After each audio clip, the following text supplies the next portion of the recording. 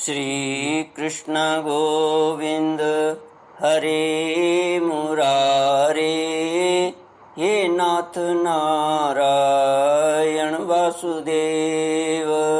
श्री कृष्ण गोविंद हरे मुरारे, हे नाथ नारायण वासुदेव। ओम नमो भगवते वासुदेवाय। ओम नमो भगवते वासुदेवाय।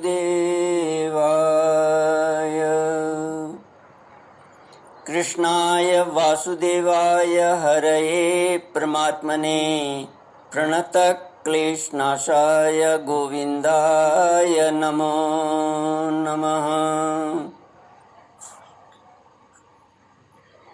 सच्चिदानन्दरूपाय विश्वोत्पत्त्यादिहेतुवे तापत्रयविनाशाय श्रीकृष्णाय वयं नुमः। सच्चिद आनंद स्वरूप परमात्मा जो सृष्टि के उत्पत्ति, पालन और संहार करता है तथा जीवों के आध्यात्मिक, आदि दैविक, आदि भौतिक तापों को नष्ट करने वाले हैं, अर्थात जीवों के मानसिक, शारीरिक और भौतिक दुखों को दूर करने वाले हैं, उन श्री कृष्ण भगवान को हम नमस्कार करते हैं। श्री कृष्ण गोविंद हरे मुरारी, हे नाथ नारायण वासुदेव।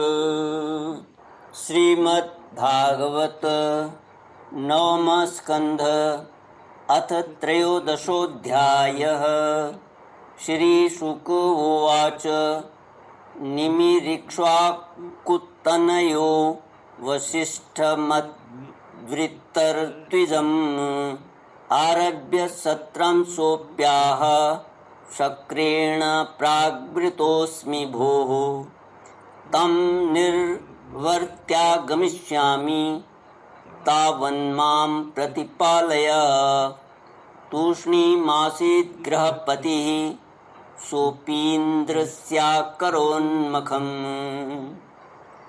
राजा निमि के वंश का वर्णन। श्री सुखदेव जी कहते हैं, परीक्षित, इक्ष्वाकु के पुत्र थे निमि। उन्होंने यज्ञ आरंभ करके महर्षि वशिष्ठ को ऋतुज के रूप में वर्ण किया।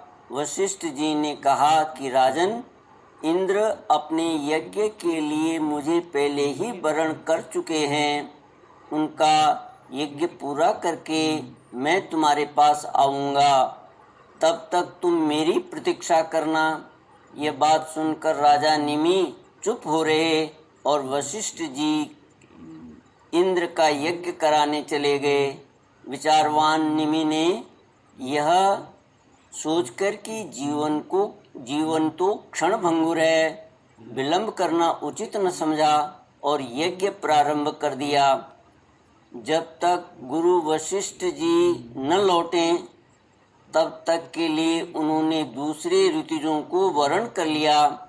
गुरु वशिष्ठ जी जब इंद्र का यज्ञ संपन्न करके लौटे तो उन्होंने देखा कि उनके शिष्य निमि ने तो उनकी बात न मानकर यज्ञ प्रारंभ कर दिया है। उस समय उन्होंने शाप दिया कि निमि को अपनी विचारशीलता और पांडित्य का बड़ा घमंड है, इसलिए इसका शरीर पात हो जाए। निमि की दृष्टि में गुरु वशिष्ठ का यह शाप धर्म के अनुकूल नहीं, प्रतिकूल था। इसलिए उन्होंने भी शाप दिया कि आपने लोभवश अपने धर्म का आदर नहीं किया, इसलिए आपका शरीर भी गिर जाए। यह कहकर आत्मविद्या में निपुण निमि ने अपने शरीर का त्याग कर दिया।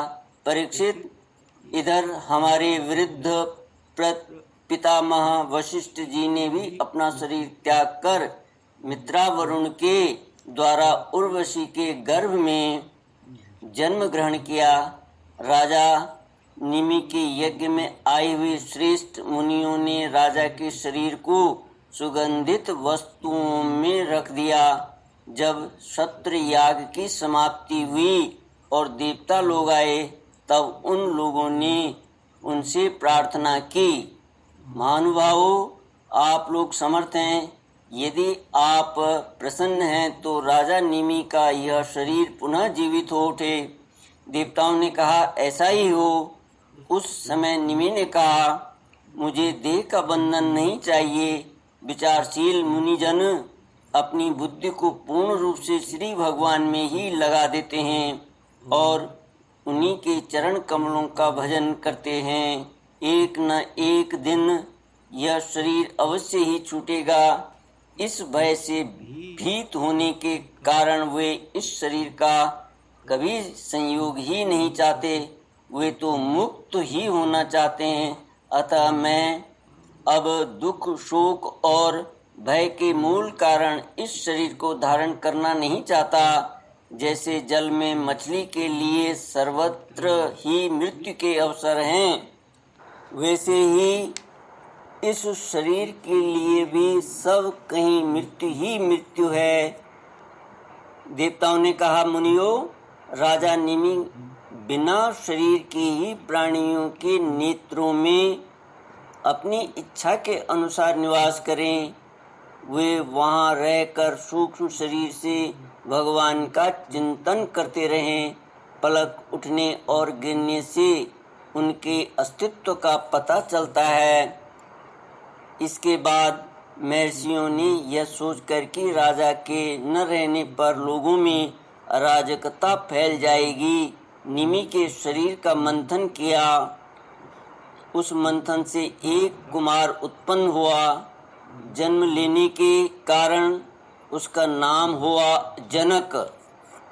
विदेह से उत्पन्न होने के कारण वैदेह और मंथन से उत्पन्न होने के कारण उसी बालक का नाम मिथिल हुआ। उसी ने मिथिलापुरी बसाई। श्री कृष्ण गोविंद हरे मुरारे, हे नाथ नारायण वासुदेव। परीक्षित, जनक का उदावसु, उसका नंदिवर्धन का सुकेतु, उसका देवरात का बृहदरथ का महावीर्य का सुधृति का धृष्टकेतु का हर्यश्व और उसका मरु नामक पुत्र हुआ। मरु से प्रतिपक से कृतिरथ से देवमीढ़ से विश्रुत और विश्रुत से महाधृति का जन्म हुआ। महाधृति का कृतिरात का महारोमा का स्वर्णरोमा और स्वर्णरोमा का पुत्र हुआ हरस्वरोमा। इसी हरस्वरोमा के पुत्र महाराज शीरध्वज थे। वे जब यज्ञ के लिए धरती जोत रहे थे, तब उनके शीर हल के अग्रभाग फाल से सीता जी की उत्पत्ति हुई। इसी से उनका नाम शीरध्वज पड़ा। शीरध्वज के कुशध्वज के धर्मध्वज और धर्मध्वज के दो पुत्र हुए, कृतध्वज और मितध्वज। कृतध्वज के केशीध्वज और मितध्वज के खांडिक्य हुए। परीक्षित, केशीध्वज आत्मविद्या में बड़ा प्रवीण था। खांडिक्य का कर्मकांड का मर्मज्ञ, वह केशीध्वज से भयभीत होकर भाग गया। केशीध्वज का पुत्र भानुमान और भानुमान का शतद्युम्न था। शतद्युम्न से शुचि से सनध्वाज, शुचि से सनद्वाज से ऊर्ध्वकेतु से अज से पुरुजित से अरिष्टनेमि से श्रुतायु श्रुतायु से सुपार्श्वक, श्रुतायु से सुपार्श्वक से चित्ररथ, और चित्ररथ से मिथिलापति क्षेमधि का जन्म हुआ। क्षेमधि से समरथ, समरथ से सत्यरथ, सत्यरथ से उपगुरु, और उपगुरु से उपगुप्त नामक पुत्र हुआ। यह अग्नि का अंश था। उपगुप्त का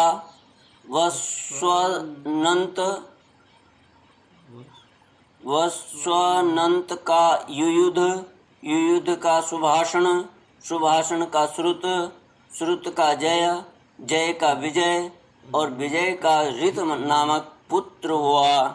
ऋत का सुनक, सुनक का वीतहव्य, वीतहव्य का धृति, धृति का बहुलाश्व, बहुलाश्व का कृति, और कृति का पुत्र हुआ महावशी। परीक्षित, ये मिथिल के वंश में उत्पन्न सभी नरपति मैथिल कहलाते हैं। ये सब के सब आत्मज्ञान से संपन्न एवं गृहस्थाश्रम में रहते हुए भी सुख दुख आदि द्वंद्वों से मुक्त थे। क्यों न हो याज्ञवल्क आदि बड़े बड़े योगेश्वरों की इन पर महान कृपा जो थी।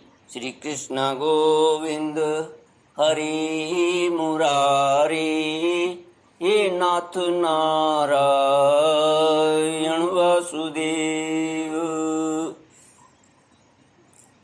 इति श्रीमद्भागवते महापुराणे पारमहंस्यां संहितायां नवमः स्कन्धे निमिवंशानुवर्णनं नाम त्रयोदशोऽध्यायः।